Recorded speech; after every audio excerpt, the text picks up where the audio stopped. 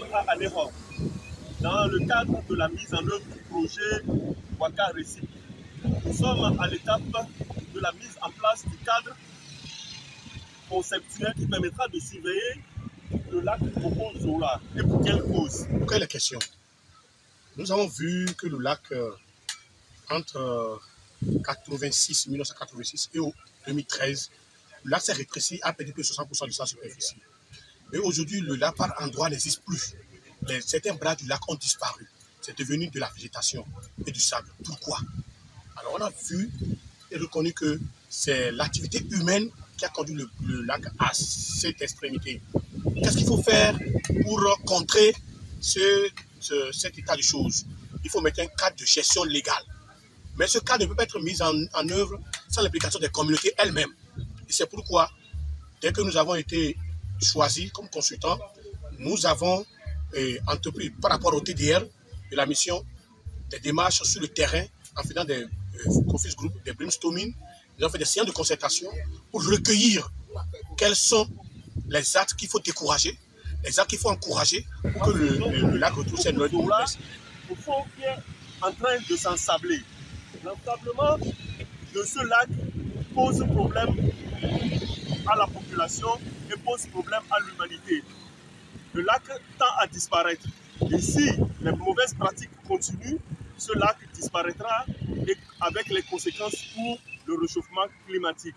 La question du réchauffement climatique impacte chaque communauté dans Vaud. Et en particulier la commune Vaud 1, la commune Vaud 2, et à travers spécifiquement le lac Zola. Et la partie qui concerne la préfecture de Vaud, c'est les cantons de Vaud-Coutumier avec le lac Boko et celui d'Agnon-Copé. Donc il faut voir déjà que nous parlons aujourd'hui d'ensablement du lac au niveau de Boko. Et donc vous allez voir qu'aujourd'hui, comme nous venons de le voir, le lac Boko a perdu sa superficie.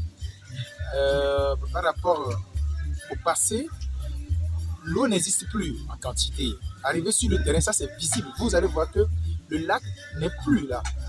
Ça devient des terres. Et donc je vois que ça montre, et tout le monde, nous savons bien que c'est les effets de la communauté. Vous voyez la population qui ne fait que grandir, l'augmentation de la population, l'urbanisation rapide aux alentours du lac Boko. Aussi les coupes anarchiques des arbres. À ce jour, à Anéhor, les populations et les dignitaires se sont regroupés dans le cadre de l'ONG Avotode pour la mise sur pied d'un cadre conceptuel pour une convention, la validation d'une convention qui permettra de fixer les règles pour pouvoir permettre qu'il soit établi les meilleures conditions pour la supervision du lac Boko-Zola et que les populations aient des meilleures pratiques pour permettre que le lac puisse résister, puisse durer dans le temps. Donc ce matin, nous sommes venus valider avec l'expert parce que c'était un travail. Il est venu présenter et on a dû valider pour les amendements pour dorénavant. S'il y a des impressions, comment on va procéder pour saisir, pour sanctionner, qui peut faire, qui ne peut pas faire. C'est ça qui a été validé aujourd'hui. Et à la fin, il y aura la signature du maire de la commune, du président, aussi du Bosso. Ce que nous voulons faire aujourd'hui, je pense que nous avons eu une assistance magnifique avec l'implication de tout, quel que soit le niveau, parce que nous sommes allés, non seulement en français, mais en langue locale, pour faire comprendre la quintessence, le bien fondé de cette convention.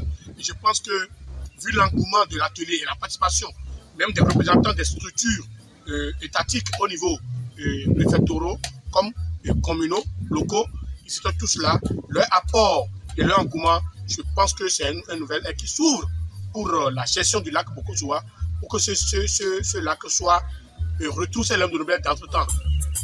Les sentiments qui m'animent donc à la fin de cet atelier sont des sentiments de joie, parce que cette convention permettra alors de mettre en œuvre un certain nombre de projets ou bien un certain nombre d'activités au profit de nos populations dont le lac Bokolo-Soroa constitue alors une ressource à exploiter. Mais l'état actuel de ce lac ne permet pas aux populations de mener des activités génératrices de revenus.